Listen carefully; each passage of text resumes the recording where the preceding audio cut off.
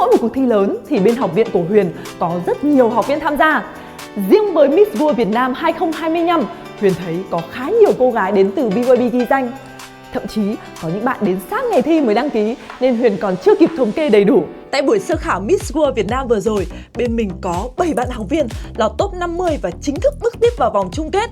Đó là bạn Phan Phương Oanh, Thu Thủy, Kiều Anh, Phương Quyên, Quý Lan, Thanh Thư và Thu Uyên. Trong số này có bạn hiện đang theo học lớp người mẫu chuyên nghiệp, có bạn đã đồng hành cùng học viện từ rất lâu.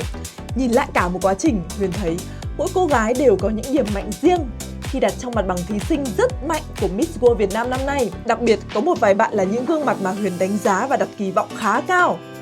Đầu tiên là Phan Phương Oanh, một trong những học trò đầu tiên của Huyền từ năm 2021, giai đoạn vừa trở lại trạng thái bình thường sau dịch.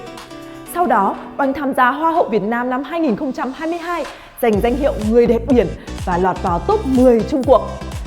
Oanh từng giảng dạy tại BYB đến năm 2024, với chiều cao là 1m73, khả năng giải phóng hình thể tốt, kỹ năng catwalk này, ngoại ngữ và interview đều ổn định. I feel so glad to have the chance to stay here with other contestants at Miss World Việt Nam.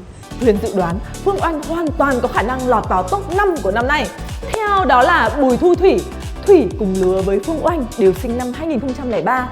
Năm 2024, Thủy đăng quang Miss Tourism World và đã đại diện Việt Nam thi đấu quốc tế.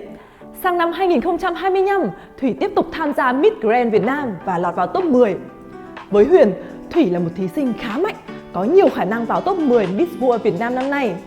Bạn Ngô Kiều Anh là một cô gái sở hữu chiều cao rất ấn tượng, có thể nằm trong nhóm thí sinh cao nhất của Miss World Việt Nam năm nay. Kiều Anh có ngoại hình sáng, khả năng interview tốt. Whose beauty hold the purpose? I simply thank you. Thưa ban giám khảo, kính thưa các quý vị khán giả, người ta thường nói cơ hội sẽ thực sự đến với những người biết nắm bắt và thời gian thì có hạn. Thanh xuân con gái thì như một tách trà. Bởi vậy, Ngô Thị Kiều Anh số danh 170 tự tin ghi danh tại Miss World Việt Nam 2025. Là người bên anh thực sự em mới thực sự là cô gái của anh. Tình yêu của đàn ông là một điều rất dễ thấy. Nếu như chúng ta không thấy, tức là không có. Và em luôn tôn trọng cảm xúc của anh. Anh đưa tiền cho em để em có thể sinh hoạt.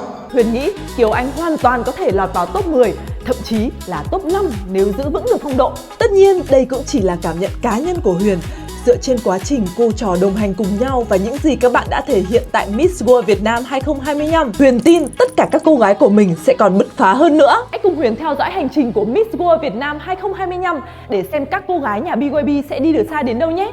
Cảm ơn các bạn đã xem hết video và hẹn gặp lại các bạn.